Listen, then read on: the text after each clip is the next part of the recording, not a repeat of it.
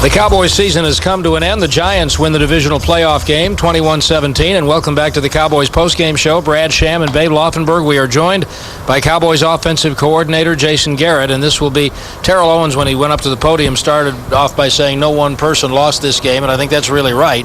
We made the comment at the end of the game, the New York Giants changed the way they pressured the passer, it looked like, in the second half, and that seemed to be a big difference. But you tell us, the very things that you were able to do most of the year appeared to be things that couldn't get done today. What do you think happened?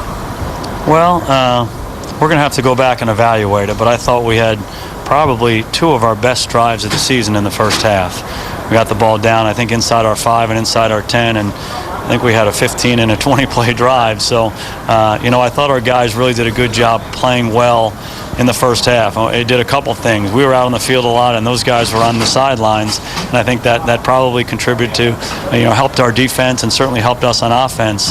In the second half, we came out, and I thought we did a good job on that first drive. We bogged down a little bit and had to kick the field goal. And then after that, I think more than anything else, we got ourselves out of good down and distance situations. And, we'll go back and evaluate it, but when you're in some 2nd and 19s, 2nd and 18s, it's hard to kind of maintain your balance and also maintain your rhythm on offense. And Tony did a great job on third down for most of the game and just kind of making some plays and keeping the chains moving. But when you're in those longer situations, it's hard to consistently do that. And I think that's what got us more than anything else.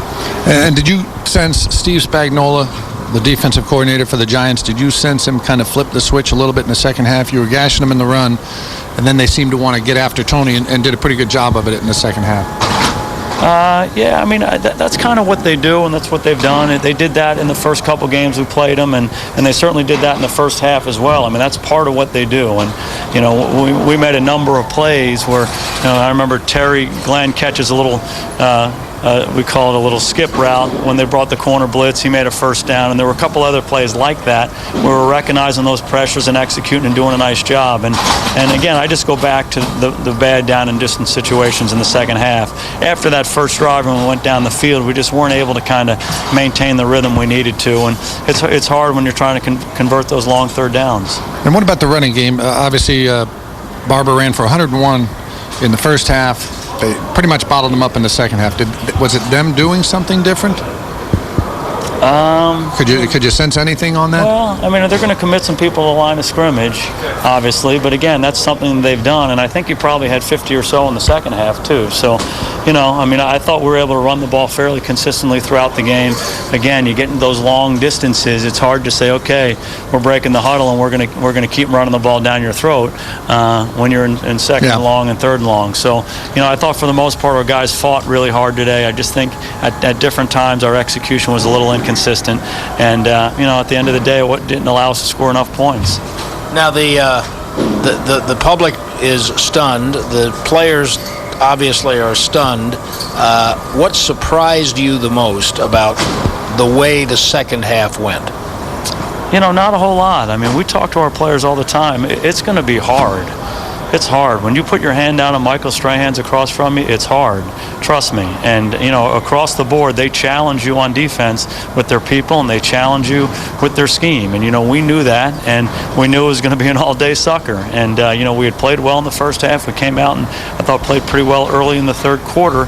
And just as the game went on, we just weren't able to make enough plays. But it wasn't about effort with our guys. It wasn't about understanding the challenge. At the end of the day, we probably didn't execute as well. And as a coach, we go back and look at the whole thing and we say, did we give them their best chance to execute? And that's where our evaluation comes in, and we'll kind of second guess and go back, and was the plan right, were the calls right, all those kinds of things. And that's where we do our evaluations. But at the end of the day, you have to execute better than that, and you have to score more points than that, and we didn't do that. I'm guessing when you get the ball back with a minute and something at the 48-yard line and touchdown wins the game, you're thinking, okay, we can't ask for more than this. Yeah, and we've been in that situation before, and we made some yards right away and kind of got ourselves down there. But when you're in that situation, when you don't have timeouts and the clock's moving and they know you have to throw it, they can get after you a little bit. And they put pressure on Tony, and Tony moved around, and we were trying to make some plays down the field. Unfortunately, we weren't able to make enough. And like I said, it's hard. It's not always easy, and our guys fought hard,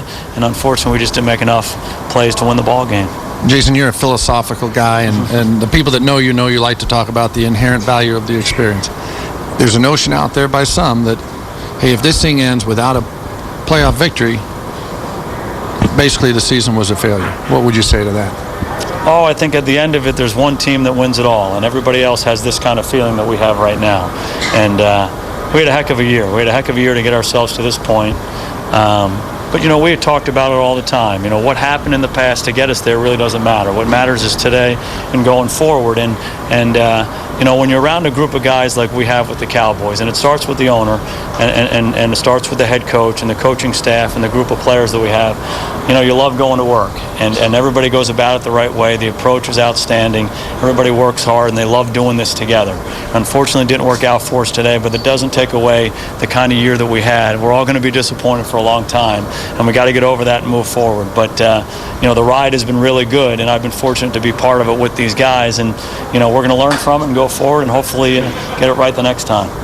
Appreciate the time. Thanks very much. Thanks. Congratulations on a great year. Thank you. There's Cowboys offensive coordinator Jason Garrett, and Dallas Cowboys football will continue in a moment.